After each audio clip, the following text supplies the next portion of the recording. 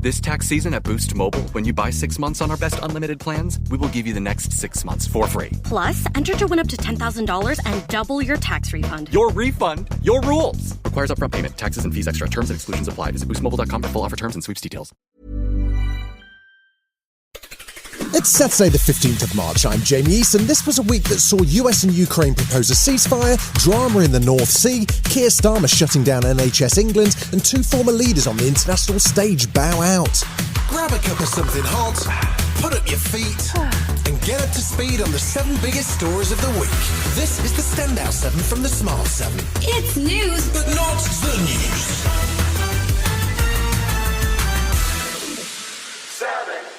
Monday saw Donald Trump, Secretary of State Marco Rubio and co. head to Saudi Arabia for talks with Ukrainian officials on a potential ceasefire. Zelensky was also there to meet with Saudi Crown Prince Mohammed bin Salman. Trump's Middle East envoy Steve Witkoff was sounding positive. There's been a lot of discussion between our teams and the Ukrainians and the Europeans who are relevant to this discussion as well. And I would like to describe it as progress. Trump's decision to cut off military aid and military intelligence for Ukraine had an immediate impact, with Russia redoubling its efforts to gain ground, including in the Kursk region, where Ukrainian troops are at risk of being encircled. Trump continues to claim Ukraine has no option but to accept peace talks, even suggesting that Ukraine may not survive. Ukrainian MP Yela Sirko-Klimenko had a different view. We would like to remind Mr. Trump that we are a nation of more than 1,000 years, and we survived many wars, and we will survive this one. But the problem is how many lives, innocent lives of civilians, we will lose. The talks were surprisingly short, as Tuesday saw the two sides propose a 30-day ceasefire, with US aid and US military intelligence resuming in the meantime. There was immediate relief and welcome from EU leaders and UK Prime Minister Keir Starmer, who congratulated both Trump and Zelensky on the breakthrough. Zelensky says the crucial part will be convincing Russia. We are ready to take this step. The United States must convince Russia to do it. That is, we agree, and if the Russians agree, the ceasefire will start at that very moment. Trump announced he'll be calling Russian President Putin and hoped progress could be made in the next few days. There was even talk of a return invite to the White House for Zelensky. US Secretary of State Marco Rubio sounded relieved. This is not Mean Girls. This is not some episode of some television show. This is very serious. Today, people will die in this war. They died yesterday, and sadly, unless there's a ceasefire tonight, they'll die tomorrow. The president wants that to stop. Wednesday saw Putin dressed in military uniform visiting the front line in Kursk, as it appeared Ukrainian troops have begun a strategic withdrawal, allowing Russia to claim a long-awaited end to the incursion. Russian Foreign Minister Sergei Lavrov spoke to American bloggers on Wednesday and ranted about EU Commission President Ursula von der Leyen, who he called Führer Ursula, as he expressed outrage over Europe's plans to rearm. He had harsh words too for Germany and France. It's a very shameful way which the French and the Germans behaved. They stated in an interview, we never intended to implement this. And of course, NATO was playing a key role. This Rammstein process led by the United States during Biden time. After the proposed ceasefire, Donald Trump dispatched US envoys to Moscow, hinting at more financial sanctions if Putin doesn't move on the proposed ceasefire. Thursday saw Putin address the issue during a press conference at the Kremlin, with Belarusian leader Lukashenko with a long list of demands. He asserted that Russian forces are advancing everywhere and that any ceasefire shouldn't give Ukraine time to rearm or mobilise more troops. He also wanted to know if Ukrainian troops in the Kursk region would be required to surrender. But it did appear as if he was leaving the door open to further discussions. Secondly, we agree with the proposals, but our position is based on the assumption that the ceasefire would lead to a long-term peace. Zelensky said in his Thursday night address that Putin is scared to reject Trump's proposal, but he expects Russia to refuse to agree to it. UK PM Keir Starmer said Putin's reaction isn't unexpected. Well, firstly, keep our focus on a lasting and secure peace in Ukraine. It doesn't entirely surprise me that Russia's taking this stance. They've made it pretty clear. They've put it in lights a number of times over.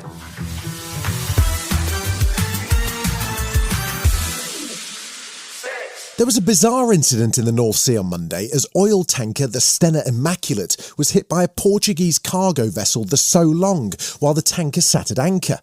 The problem was that the Immaculate was loaded with US jet fuel, and at first it appeared as though the So Long was carrying 15 containers of toxic chemical sodium cyanide. The collision sparked a massive blaze and the crews of both vessels had to abandon ship, with one person missing and another hospitalised.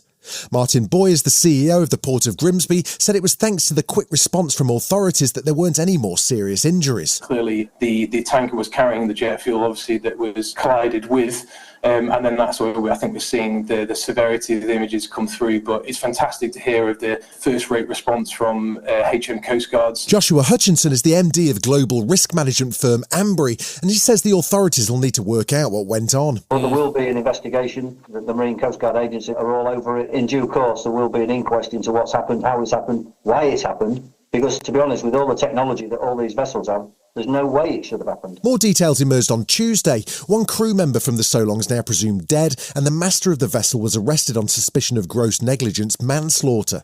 Police have launched an investigation, and Maritime Minister Michael Caine says it's still too early to say what exactly happened. Whether there was foul play, I think, is speculation. There is no evidence to suggest that at the moment. We are in contact through the MCA with our American and Portuguese counterparts and have liaised with that. Earlier reports that the cargo ship was carrying sodium cyanide were inaccurate, and Transport Secretary Heidi Alexander was hoping that both ships will be able to stay afloat and be towed to salvage. However, there's still huge concern about the impact on local wildlife.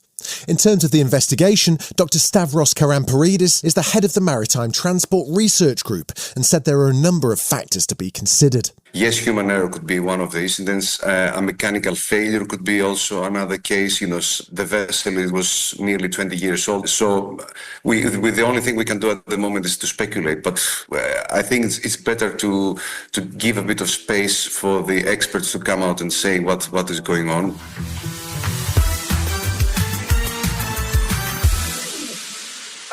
One of the key focuses for the new Labour government's been the housing crisis, and they're working overtime to meet their pledge of 1.5 million new homes by the end of this parliamentary term. Housing and Planning Minister Alex Norris was busy on Monday announcing changes to planning laws which are designed to slim down the process and speed it up. He also suggested that householders who are living near new energy infrastructure like pylons could get up to £250 off their annual electricity bill.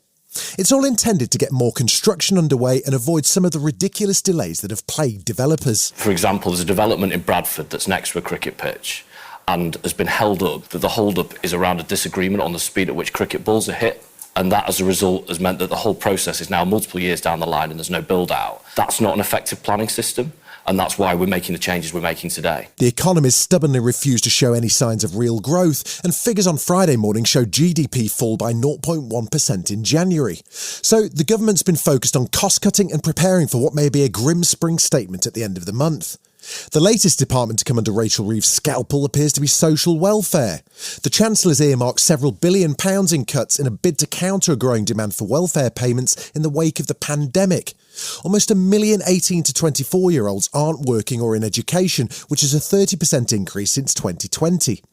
Labour summoned all 404 Labour MPs to Downing Street to review the plans, but Nadia Whittome, the MP for Nottingham East, says she's already made her mind up. We should not be placing that burden on disabled people who have already borne the brunt of 14 years of austerity, and we can make different political choices, like taxing the super rich. Along with reforming, planning and driving the economy, the new Labour government's also been focused on restoring the NHS to health, with a drive to reducing waiting times and increase appointments and promises of more measures to come. Thursday saw the PM announce the government's intending to shut down NHS England, which will see thousands of jobs go. NHS England was first introduced by the Tories in 2012 and was intended to oversee and regulate functions across the health service. But Starmer says it's become a bureaucratic nightmare and it's part of the stodge and regulation he's pledged to cut across the government. Health Secretary Wes Streeting says the impact will be significant. These reforms will deliver a much leaner top of the NHS, making significant savings. That money will flow down to the front line to cut waiting times faster and deliver our plan for change. Former Tory Health Secretary and Chancellor Jeremy Hunt didn't sound entirely convinced. If the result of today is to replace bureaucratic over-centralisation with political over-centralisation, it will fail. Yeah. But if we move to the decentralised model that we have for the police, it could be the start of a real transformation.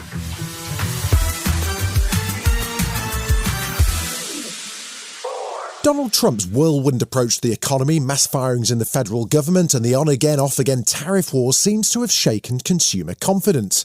Donald spoke to Fox News on Sunday and conceded that there may well be rises in inflation as a result of his tariffs, but was painting it as a possibility whilst also touting current low interest rates. He seemed keen to avoid mentioning the word recession. What I have to do is build a strong country.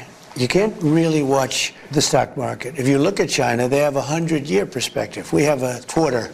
You can't go by that. You have to do what's right. Tuesday saw another dizzying day of Trump tariff threats as America struggles to cope with the chaos emanating from the White House. After Ontario Premier Doug Ford proposed a tariff on electricity as province provides to 3 US states, the US president had a meltdown on social media and promised to double the proposed tariffs on Canadian steel and aluminium. Ford backed down and it appeared Trump did the same, but once again stock markets plunged and even Fox News has begun to question the president's plan. Meanwhile, Trump made an appearance outside the White House with Elon Musk and various Tesla cars which Trump urged Americans to buy. In the White House press room, Caroline Leavitt was busy talking down the importance of the stock market drops and blaming Joe Biden. The numbers that we see today, the numbers we will see tomorrow, are a snapshot of a moment in time. We are in a period of economic transition. We are in a period of transition from the mess that was created under Joe Biden in the previous administration. Wednesday saw Ireland's Taoiseach Micheál Martin visit the White House in advance of this weekend's St. Patrick's Day celebrations.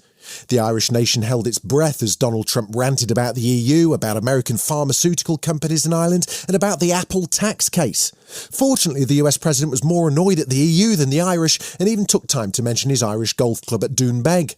All that aside, he has imposed 25% tariffs on all steel and aluminium products, which has immediately drawn retaliatory sanctions from the European Union. UK PM Keir Starmer was taking a more cautious approach. We are, as he knows, negotiating an economic deal which covers and will include tariffs if we succeed, but we will keep all options on the table. Canada's Minister of Innovation, Science and Industry, the gloriously named Francois-Philippe Champagne, was calling for a de-escalation before a trade delegation heads to the US. In a few days, American factories could stop operating. So I think our mission in Washington will be to point all of this out, to say the markets are speaking, the industry is speaking, let's come back to the table where we can talk. Thursday saw NATO Secretary-General Mark Rutte take a turn in the White House hot seat as he paid a visit to Trump. There weren't any dramatic scenes and Rutte seemed to get along well with the president as he made a case that NATO members are upping their defensive spending. Trump did launch into a tirade about how the US need Greenland and seemed to suggest he was planning to send soldiers to annex it, a topic that the NATO Secretary-General appeared deeply uncomfortable about. The US president was also back at his one-man campaign to make Canada the 51st US state, despite the protestations of, well, the Canadians. Canada only works as a state. It doesn't. We don't need anything they have. It's so perfect as a great and cherished state. Keeping "O Canada," the national anthem. I love it. I think it's great. Keep it. But it'll be for the state, one of our greatest states. Maybe our greatest state. Still to come on the Standout 7, the nation marks 5 years since the pandemic and 2 big political figures exit stage left. Right after this. Come on down to Boost Mobile and turn your tax refund into 6 months of savings? Nope, all wrong. You're on the radio touting Boost Mobile's 5G network. You gotta use your radio voice, like this. Come on down to Boost Mobile and get 6 months free when you buy 6 months on our best unlimited plans. Now you go. This is just how my voice sounds. Just say it like you mean it. Okay. Plus, enter to win up to $10,000 and double your tax refund. Oh my. Requires upfront payment. Taxes and fees extra. Terms and exclusions apply. Visit boostmobile.com for full offer terms and sweeps details. Welcome back.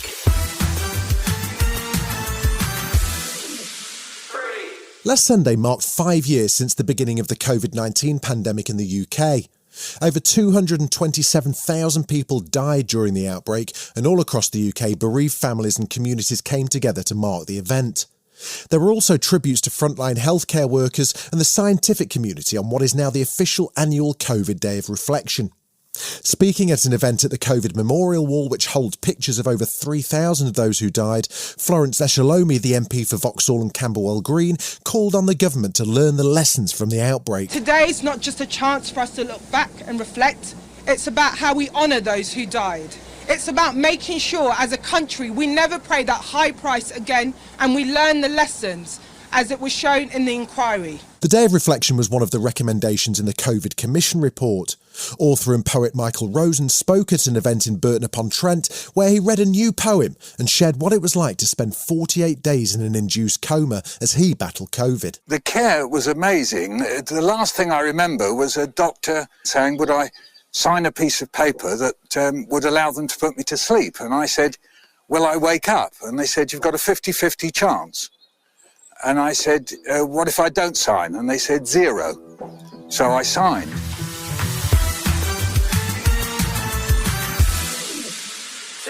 The sad story of the death of acting great Gene Hackman's captivated the world over the last 2 weeks. The actor was found dead in his home, as was his wife Betsy Arakawa. One of their dogs was also found dead. And this week saw investigators reveal that both died of natural causes, but Betsy died about a week before Hackman, apparently succumbing to the deadly hantavirus, which is spread by mice. Data from the actor's pacemaker suggests he died a week later, seemingly unable to call for help, as Chief Medical Investigator for New Mexico, Dr. Heather Jarrell, explained. The cause of death for Mr. Gene Hackman, aged 95 years, is hypertensive and atherosclerotic cardiovascular disease, with Alzheimer's disease as a significant contributory factor.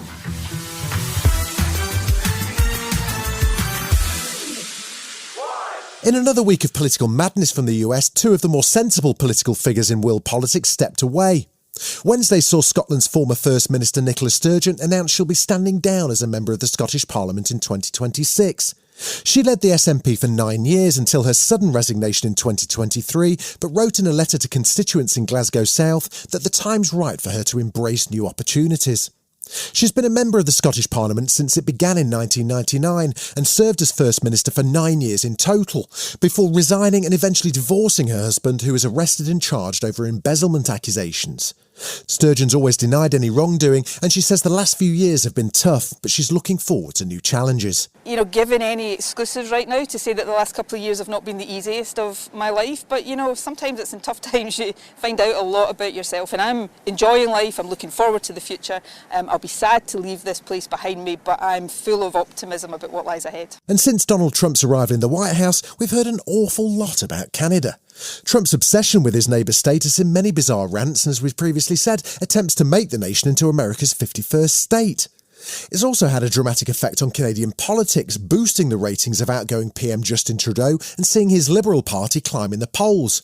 With former Bank of England Governor Mark Cheney now installed as PM, Trudeau bade farewell to his countrymen with a motivational moment. This may be my last day here in this office, but I will always be boldly and unapologetically Canadian. My only ask is that no matter what the world throws at us, you always be the same. You've been listening to The Smart 7. We'll be back tomorrow at 7 a.m. Hit that follow button and have a great day. Give us 7 minutes, we'll give you the world. Work management platforms. Ugh, endless onboarding, IT bottlenecks, admin requests. But what if things were different? We found love in an open space. Monday.com is different. No lengthy onboarding. Beautiful reports in minutes. Custom workflows you can build on your own. Easy to use prompt-free AI. Huh. Turns out you can love a work management platform. Monday.com, the first work platform you'll love to use.